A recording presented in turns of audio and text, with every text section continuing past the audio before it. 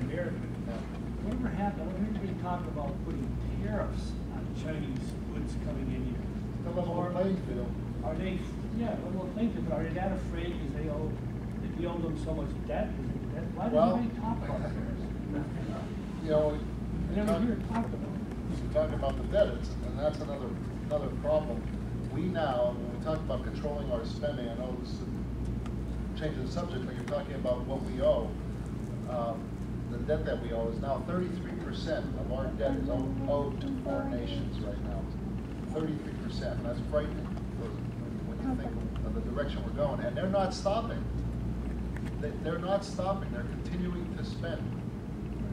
We need to ask Mr. Kaczorski for our credit card back and cut it up, because that's what we're doing. This goes back to clean water, and I do want industry to not have so much regulation.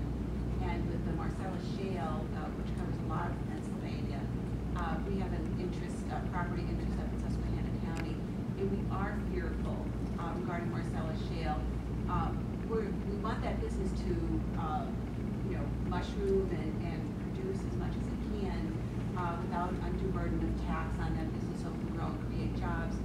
However, I do have this overwhelming fear for our water supply, as it is already somewhat tainted up there, and it keeps creeping closer. I also heard that maybe there's a pipeline that's going to be running from Philadelphia up to Susquehanna County for clean water. I just think that's in preparation for the whole line here from Philadelphia right up to Susquehanna, unless the water is protected. And I think you're approaching it correctly. It is an industry that will have great benefits here to Pennsylvania as well, and we don't want to overburden it. But on the other hand, we do have to make sure that we're protecting the water. And once we do that, once the public feels confident that their water will be protected, I believe this will be an industry that will take off. But you're right, there needs to be regulations to make sure we're protecting our water, and there's no question about that. It doesn't appear that it's in place right now. Well, that needs to be done, and I think until that's done, people will continue to oppose or not, at least question what's happening. So I think there's a balance there that we can. Number one, we have to understand what our priority is. We have to make sure we're protecting our water. And after that, I don't think we need to go overboard and overtaxing them either. Let's put regulations in and protect the water, protect the property owners, protect the people in the area. So I think that's the right approach. You said you want to go down there and you're going to work with everybody. Like, what common ground do you think you have to start working on to kind of get something done? Well, the first thing we need to do is we need to get the economy going again. We need jobs. People want jobs. So we just have to have some common sense approach to how we're going to do that. And there's nothing wrong with checks and balances. Every time it appears that one party has total control, it's not always what the American people want. And so, when you look at it, I know Bill Clinton was just in the other day. And, Bill Clinton was effective when there was a Republican Congress. And that checks and balances is not a bad thing. And just because, and I know this, in local government as well, just because there's opposing views, it's not always a bad thing. As long as you don't take it to the point where you have created a position where people just can't get along or work together or say no just to say no. But sometimes that give and take, you get what the American people really want, and you get things done. So I believe we need that right now. I believe we need that checks and balances, because what we're seeing now is one party that is just driving an agenda that the American people are just saying slow down, not so fast. And so I believe I'm going to be able to be a voice of somebody who hasn't been in Washington. you know, I'm going to go there with an open mind and willing to work, because that's what the people here will want me to do. It's hard to send the same person that's been there for so long and has been part of that Washington culture where one side can't work with the other, and then ask him to go and, you know, forget about everything that's happened over the last 26 years. You know, roll up your sleeves and get to work. I think it's easier for someone who hasn't been there to do it, and someone who's been doing it in a city that, as I said, is 2-1 Democrats over Republicans.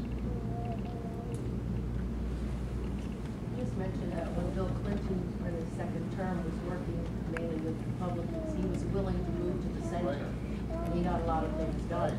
The other day, President Obama made a remark, something about, well, they'll have to sit in the back of the room. So, you know, how are you going to, do you ever think he will consider moving to the center or work with Republicans? I personally do not think he will. So how, you know, that's a huge challenge for all Republicans that are going to get Democrats nominated on Tuesday. It is. One good thing is, I have been part of the Young Guns program. It was a program started by Eric Cantor, Paul Ryan, Kevin McCarthy. And I believe there are 64 young guns now in the country. There are candidates around the country who are like-minded, who will join, if elected, will join a group of young guns who are already in Washington. And the goal is to do what we thought the American people wanted to do in the first place, was to change Washington, not change America. And that means going to Washington, and even Republicans who are not acting properly. So I believe this Young Guns will make a difference.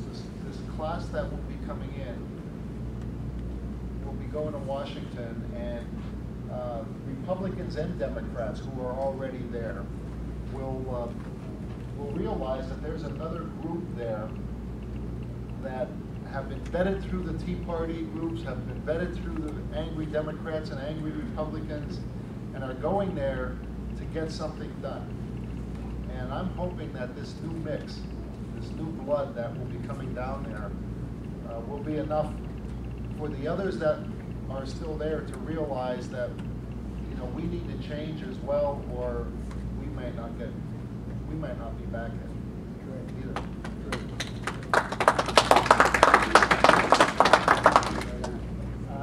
Will you take the initiative in trying to eliminate funding for abortion? Well, I will.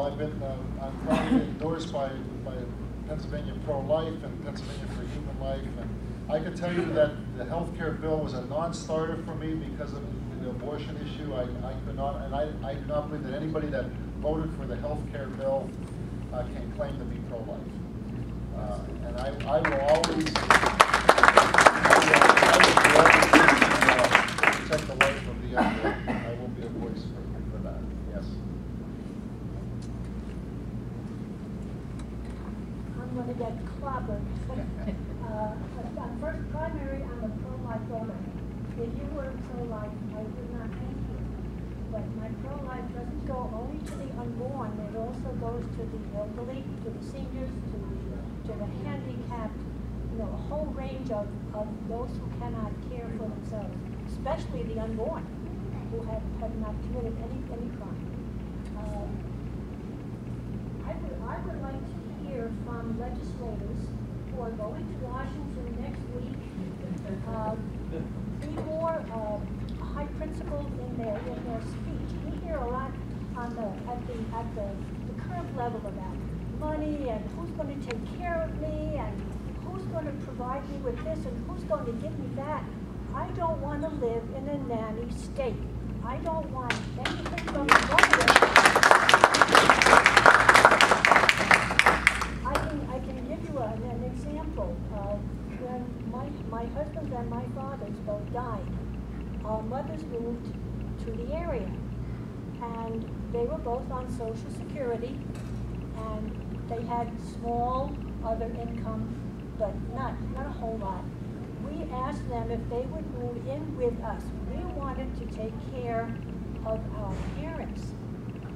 And they said, well, we have Social Security, we can live on our own.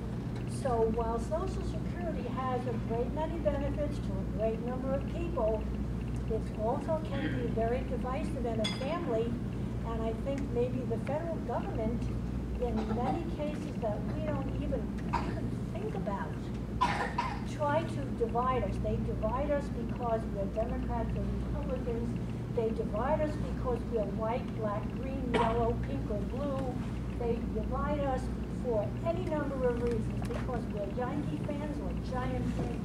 Any reason to divide us. I don't see the eloquence of the legislators in our government, whether at the state level, federal level, speaking out on unity. I don't hear a whole lot about unity, and I don't want to live in a nanny state, and I don't think we want our children to bear the burden that's going to be hitting them really soon.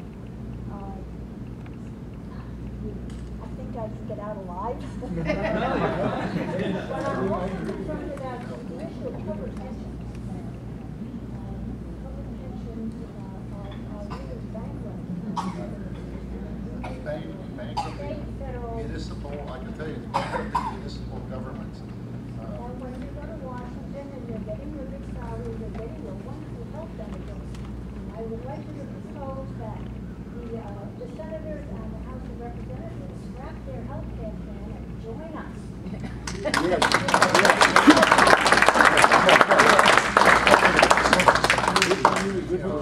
Put them in the same program. I'm not saying that we shouldn't have Social Security, don't get me wrong, it is needed for many, many people. But you've heard the expression, how come one mother can take care of 7 children, but 7 children can't take care of one mother? You have to think about that and wonder, why aren't these 7 children taking care of mother? They're not doing it because the nanny state in Washington is doing it for them, and it's taking away their responsibility as children.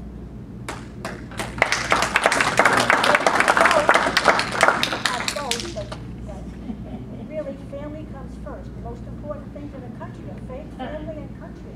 If you're dividing in your faith, you're dividing in your family. Look at the divorce rate, and look at all the different children living all over the country. Everything is all divided. The country is divided. 50-50. Look at the last election.